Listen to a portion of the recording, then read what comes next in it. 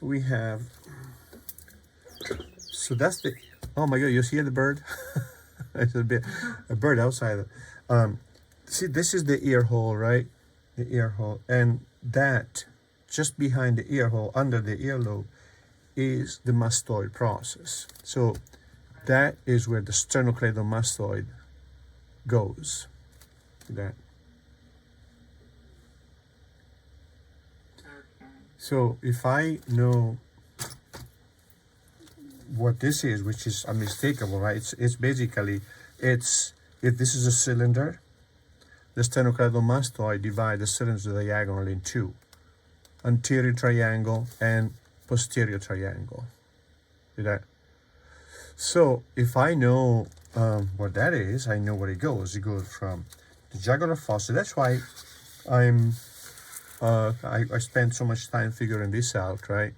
Because from here now, if I know where this is, I then can connect this with this, right?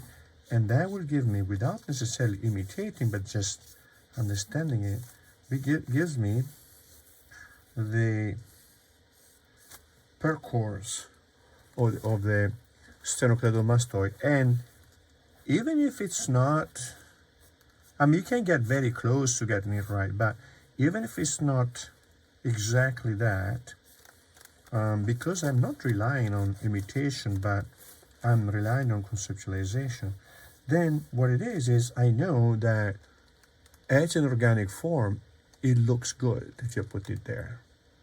I don't copy a bump, you know, without connecting it with its function, its topography, etc.